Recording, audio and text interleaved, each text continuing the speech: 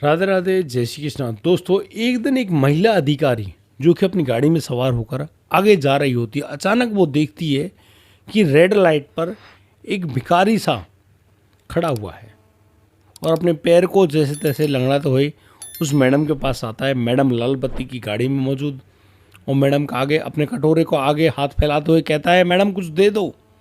लेकिन मैडम उन आंखों को देख रही है, उन आंखों को शायद वो जानती है। उसने बड़ी तसल्ली से अपना शीशा उतारा, गाड़ी में से देखी और झांककर बोली, अरे तुम भानु हो क्या? लेकिन जैसे उस शख्स ने अपना नाम सुना, उसके मानो तो पैरों तले जमीन खिसक गई हो। वह धड़ाम से नीचे गिरा और बस बेहोश हो गया।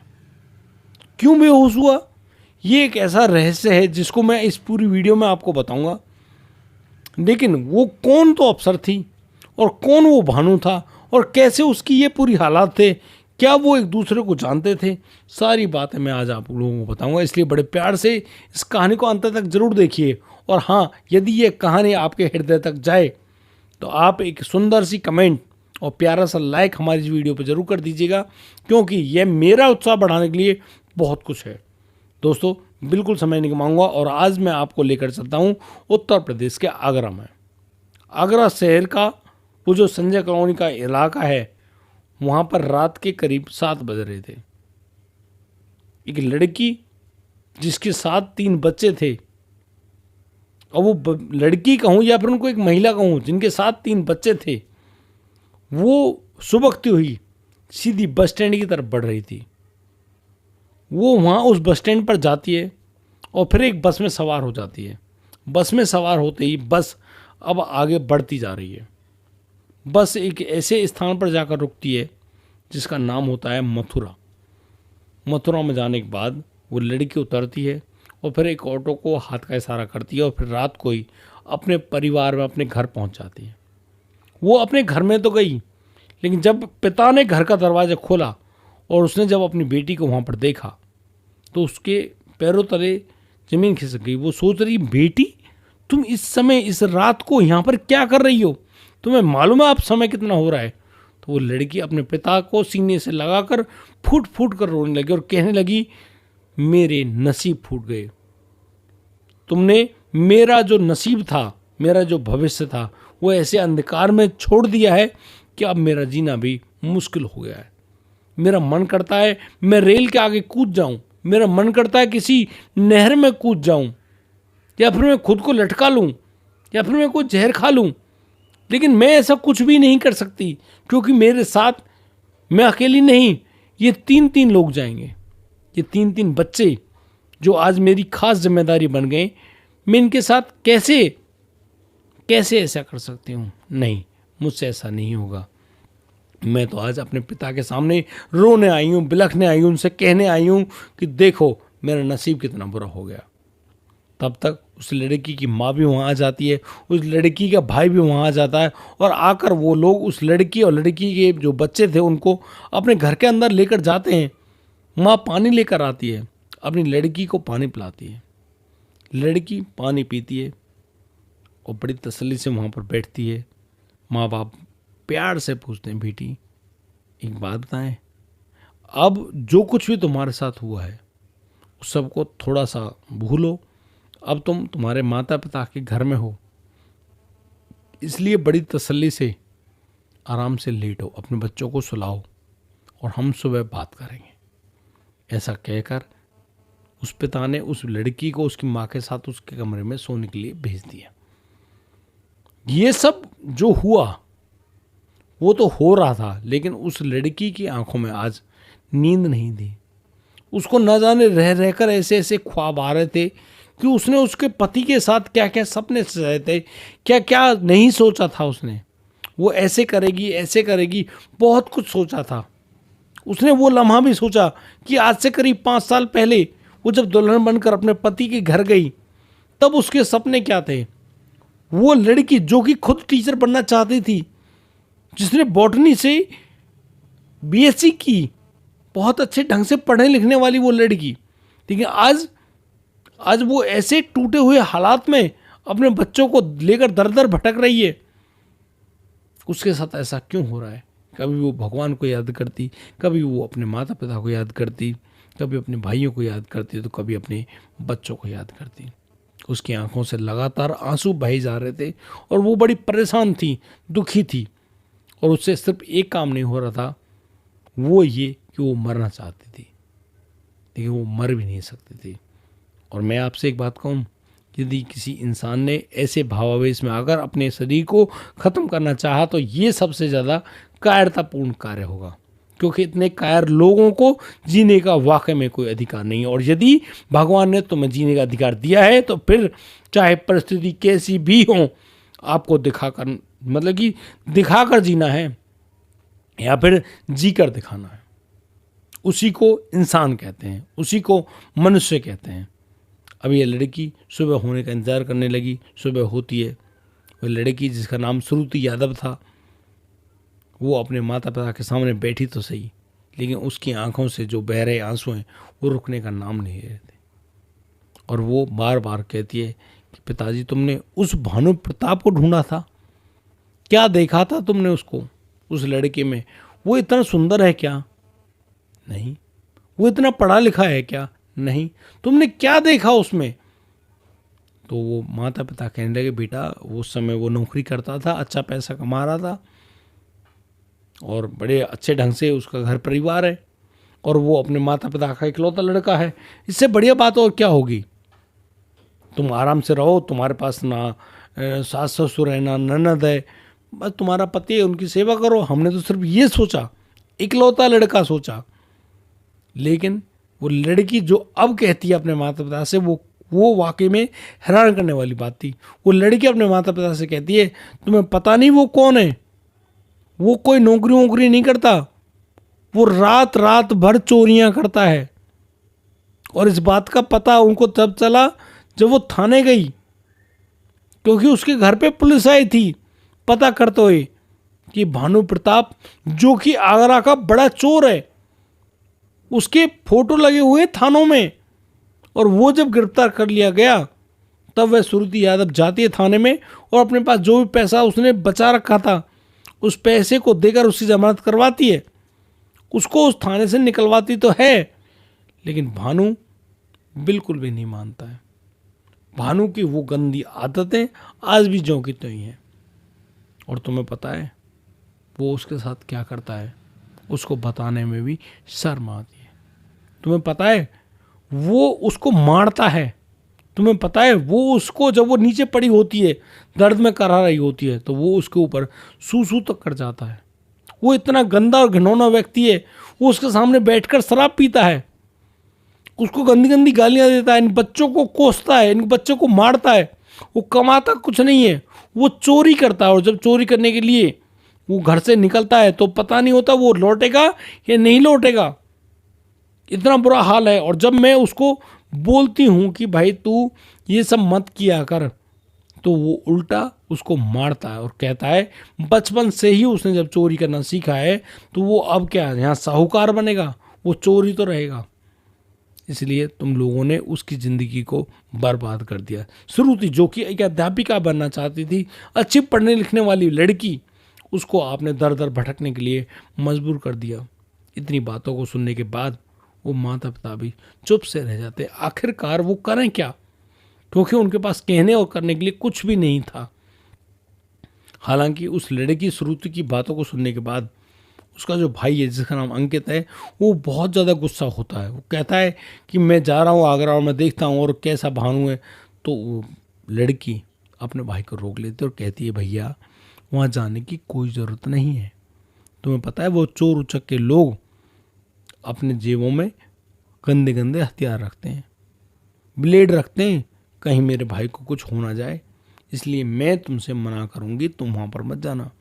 यदि उस गंदे व्यक्ति का सामना करना है तो वो खुद करेगी, और खुद करेगी अपनी मेहनत के साथ। दोस्तों, श्रुति अपने बच्चों को अपने माता पिता के साथ रखना शुरू कर देती है। बड़ी तसल्ली से रहती है, बड़े प्यार से अपने बच्चों को पढ़ाती लिखाती है और खुद एक जो स्कूल है वहाँ पर नौकरी करने लगती है, अध्यापिका बन जाती है। लेकिन उसके साथ साथ उसने अपनी वो तैयारी करना जारी रखा जिसको कहते हैं यूपीएससी। यूपीएससी की तैयारी करती और उसने जी तोड़ मेहनत कर दी। पढ़ाने में तो वो अव्वल थी ही, खुद पढ़ने में भी अव्वल, दिन रात मेहनत करती, अपने बच्चों को जैसे तैसे पालती। 5 साल में 3 बच्चे उसकी गोद में, बच्चों को पालती, नौकरी भी करती, बस अपनी ज़िंदगी में अपने जुनून के साथ लगातार आगे बढ़ती जा रही थी। और दोस्तों कहते हैं ना, जब मेहनत करता है इंसान तहे दिल से तो उसकी मेहनत का फल भी सामने ज़रूर आता है। और जो श्रुति, जो लड़की है श्रुति यादव, वो पहली बार जब यूपीएससी का एग्ज़ाम देने गई प्रीलिम्स, एक ही बार में खटाक से उसको क्रैक कर दिया। अब आई मेंस में गई, एक झटके में क्रैक, अच्छे अंक आए। अब आया इंटरव्यू में लड़की ने जो बोला, जो जुनून के साथ सच्चाई आगे निकल कर आई, उसके इस इंटरव्यू लेने वाले जो अधिकारी थे वो बहुत प्रसन्न हुए और उन्होंने उस लड़की को कहा कि तुम भारत की एक बढ़िया, अच्छी, उच्च कोटि की अधिकारी बनोगी, हमारी शुभकामनाएं तुम्हारे साथ हैं। और दोस्तों हुआ भी यही, बड़ा ही खूबसूरत सा रिजल्ट आया और श्रुति यादव एक आईएएस ऑफिसर बन जाती है। उसके आईएएस बनते ही उसके माता पिता, उसके भाई, उसके बच्चे इतने खुश कि आज उनका सपना पूरा हो गया। और श्रुति के तो कहने ही क्या, श्रुति जो कि अपने पति को बिल्कुल भूल चुकी थी, ना तो श्रुति ने डिवोर्स लिया, लेकिन वो अब उस भानु प्रताप को देखना ही नहीं चाहती। वो कहाँ जाए, कैसे रहे, क्या करे क्या नहीं करे, उससे कोई मतलब था ही नहीं। उसने बिल्कुल उसको निकाल दिया, जिंदगी से निकाल दिया। 2 साल वो रही उत्तर प्रदेश के गाजियाबाद में श्रुति यादव बहुत तसल्ली से काम करती, सरकार द्वारा दी गई गाड़ी वगैरह सब कुछ था उसके पास। उसने अपने बच्चों को अच्छे स्कूल में पढ़ाना जारी रखा, सब काम किए। उस लड़की ने अपने माता पिता का नाम रोशन किया। लेकिन अब उस लड़की की जो शिफ्टिंग है, यानी कि जो जॉब है, वो तब्दील हो जाती है 2 साल बाद आगरा में श्रुति यादव बड़ी तसल्ली से, कहते हैं ना, पैसा आता है, नेम और फेम आता है तो लोगों के काम करने के तरीके बदल जाते हैं। श्रुति निहायत ही सुंदर हो गई। श्रुति बहुत अच्छे भाव में बिल्कुल न्याय करने वाली एक आईएएस ऑफिसर बनी और अब तो वो डीएम है, आगरा की डीएम बन गई श्रुति यादव। एक रोज़ जब उनका काफिला एक रेड लाइट से होकर गुजर रहा था, अचानक से वो श्रुति देखती है कि एक हट्टा कट्टा नौजवान सा, बिल्कुल काले रंग का, गंदा हो रहा है, बाल बढ़े हुए हैं, दाढ़ी बढ़ी हुई है, वो लंगड़ाते हुए डीएम साहिबा की गाड़ी की तरफ बढ़ता है। डीएम साहिबा के बॉडीगार्ड ने उसको दूर रहने के लिए कहा, लेकिन वो उसके नज़दीक गया और उससे अपने कटोरे को आगे करता हुआ कहा कि इसमें कुछ दे दो साहिबा। लेकिन यहाँ डीएम साहिबा उस व्यक्ति की आंखों में देख रही थी घूर कर, और उसको लग रहा था कि वो इन आंखों को जानती है, लेकिन वो समझ नहीं पाती आखिरकार ये है कौन। लेकिन अभी उनकी जो स्मृति में कुछ ऐसा आता है कि यार ये आगरा है और आगरा में तो भानु है, कहीं ये भानु तो नहीं। डीएम साहिबा ने अपनी जैसे ही शीशा नीचे किया, उसने आंखों को देखा उस व्यक्ति की, भिखारी की, और कहा भानु। इतना शब्द सुनते ही वो लड़का धड़ाक से नीचे गिरता है और गिरते ही बेहोश हो जाता है। आगे रेड लाइट ग्रीन हो गई, वो गाड़ी आगे बढ़ गई। पीछे की गाड़ी में मौजूद जो पुलिस वाले थे उन्होंने उसको खड़ा किया, उसको एक पानी की बोतल दी और चुपचाप खड़ा हो जा, साइड में, ट्रैफिक को आगे बढ़ने दे। अब ये पहला ऐसा जरिया था जब उस श्रुति यादव ने अपने पति को एक भिखारी रूप में देखा, वो भी एक रेड लाइट पर भीख मांगते हुए, और वो भीख का कटोरा किसके सामने, अपनी पत्नी के सामने फैलाकर उससे भीख मांग रहा था। लेकिन कहते हैं ना, एक माँ और एक पत्नी के हृदय में इतनी कठोरता नहीं होती कि वो कुछ भी कर जाए। कहीं ना कहीं श्रुति का दिल धड़क उठा। वो सोच बैठी कि यार यदि वाकई में ये भानु ही है, और भानु कोई गैर थोड़ी है, उसका अपना पति है। बस इस बात को ध्यान में करते हुए उसने रात को अपनी गाड़ी निकलवाई ड्राइवर के साथ अकेले। उस रेड लाइट पे गई गाड़ी लेकर। रात के करीब 10-11 बज रहे थे। वहाँ पर चारों तरफ देखा, वहाँ कोई मौजूद नहीं था। डीएम साहिबा वापस लौट आई।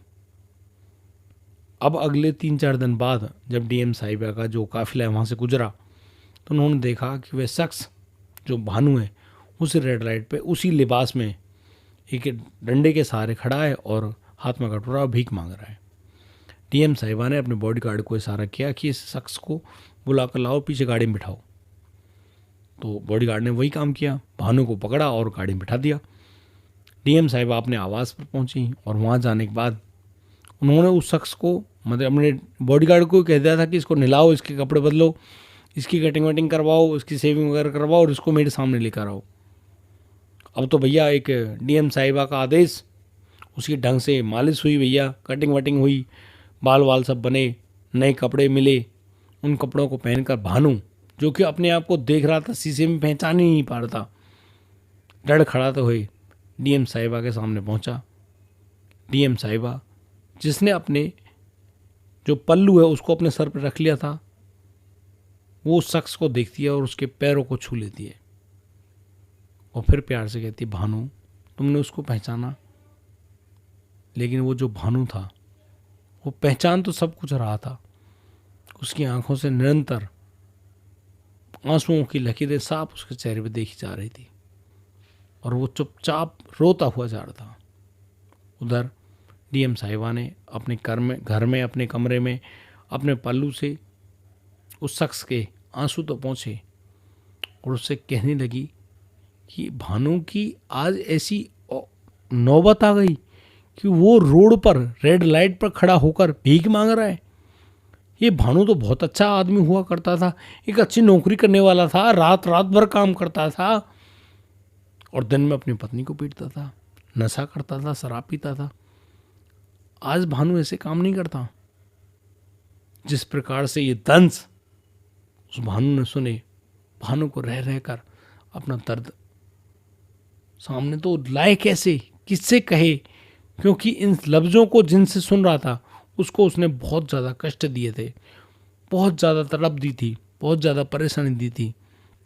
और अब जो भानु है, भानु नीचे गिर पड़ता है, श्रुति यादव के पैरों को छूने का प्रयास करता है, लेकिन श्रुति यादव पीछे हट जाती है। वो कहती है, नहीं नहीं नहीं, ऐसा नहीं करना। देखो तुम आज भी मेरे पति हो, मैं तुम्हारी पत्नी हूँ, मुझसे तुम्हारी ये हालत नहीं देखी गई, लेकिन मैं आज तुमसे ये पूछना चाहती हूँ, क्या तुम सुधर गए हो या फिर आज भी ऐसे ही हो? इतनी बात सुनने के बाद भानु इतना ज़्यादा व्याकुल हुआ, इतना ज़्यादा विकल हुआ, रो रहा है, तड़प रहा है और कह रहा है कि श्रुति उसको माफ़ कर दो, उसको माफ़ कर दो, उसने बहुत बुरा किया। तुम्हें पता है, तुम तो मुझे छोड़कर चली गई और मैं चोरी करते हुए जब पकड़ा गया, पुलिस वालों ने मेरे पैर में गोली मार दी। आज मैं जो लंगड़ाता हुआ घूमता हूँ ये वही पैर है, इसी वजह से अब पुलिस वालों ने मेरे पैर का इलाज तो कराया, लेकिन मुझे जेल में रहना पड़ा। मैं 2 साल जेल में रहा हूँ, लेकिन आज मेरे घर में कुछ भी नहीं है, भूखा मरता हूँ। कहाँ जाता? अपने पैर को लेकर आ गया रोड पर, भीख मांगता हूँ। कोई दयालु पुरुष हो, दया कर दे, 2-4 रुपये दे जाता है, उससे अपना पेट भरता हूँ, इसके अलावा मेरी कोई औकात नहीं। दोस्तों, यहाँ पर उस पति और पत्नी की ऐसी मुलाकात होती है, तभी वहाँ पर वो तीनों बच्चे जो कि अब बड़े से हुए हैं, भागकर आते हैं, माँ से गले लगते हैं। लेकिन आज माँ उन बच्चों को बता रही कि बच्चे, आज मैं तुम लोगों को एक ऐसे शख्स से मिलवाने जा रही हूँ जिसका खून तुम्हारी रगों में बहता है, जो कि तुम्हारा बाप है, तुम्हारा पिता है। चलो मैं मिलवाती हूँ। और फिर सामने बैठे हुए उस शख्स से मिलवाती है और कहती है कि बच्चों, ये है तुम्हारा पिता। और दोस्तों, भानु की आंखों में वो शर्म थी, वो हया थी जो कि साफ दिख रही थी। वो अपने बच्चों से आंखें भी नहीं मिला पा रहा था। वो उनसे ये भी नहीं कह रहा था कि मेरे बच्चे मेरे पास आ जा, मेरी गोद में बैठ जा। उसमें हिम्मत ही नहीं थी। वो अपने आप को इतना ज़्यादा कष्ट में देख रहा था, यानी कि इतने दर्द में देख रहा था, इतना गिरा हुआ देख रहा था खुद को, उसकी हिम्मत ही नहीं पड़ी थी, वो क्या करे। लेकिन अब डीएम साहिबा ने उस भानु से कह दिया कि देखो, आज के बाद कहीं बाहर मत जाना, जाना है मेरे साथ जाना। और बड़ी तसल्ली से यहाँ पर रहो, किसी से कोई बात करने की ज़रूरत नहीं है जब तक मैं अपनी दूसरी जगह ट्रांसफ़र नहीं करवा लेती।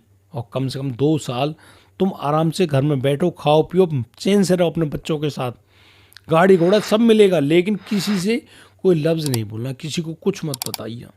यदि तुमने कोई बात बोली तो हम कहीं के नहीं रहेंगे। और मैं आज तक तुमको नहीं भूली, लेकिन अब मैं तुम्हें हमेशा हमेशा के लिए भूल जाऊंगी। इन बातों को सुनने के बाद शर्म के मारे खड़ा हुआ वो शख्स भानु उस श्रुति के पैरों में गिर जाता और कहता है, तुम वाकई में बहुत महान हो। तुम्हारी जैसी पत्नी किसी ईमानदार, किसी बहुत भाग्यशाली आदमी को मिलती है, और तुम जब से मुझे मिली हो तुमने बहुत सारी कृपा करी मुझ पर, और अपनी कृपा मेरे ऊपर ऐसे ही बनाए रखना। दोस्तों, जो श्रुति यादव है वो आज भी इस भारत में ड्यूटी करती है। भानु, उसका पति, उसके साथ रहता है। और दोस्तों, किसी की प्राइवेसी को छुपाए रखने के लिए हमने आज यहाँ पर दोनों के नामों को तो बदला है, लेकिन ये कहानी निहायत ही सत्य है। दोस्तों, अब दीजिए मुझे इजाज़त, मिलता हूँ कल, लाऊंगा एक और नया किस्सा जो आपको ना केवल चौंकाएगा बल्कि आपको सोचने के लिए मजबूर कर देगा। और यदि आपको ये कहानी अच्छी लगी हो, आपके दिल को छू गई हो, तो एक प्यारा सा कमेंट मुझे ज़रूर लिख के भेजिएगा। और हाँ, अगली वीडियो में आप सभी का नाम सामने आने वाला है कि मेरे बहन भाइयों ने किस प्रकार से मुझे प्यारा सा आशीर्वाद दिया है। मैं एक एक का नाम लेकर सभी को बताना चाहूँगा कि मुझे कमेंट करने वाले ये जो भाग्यशाली शख्स हैं वो कितने प्यारे हैं। राधे राधे, जय श्री कृष्ण।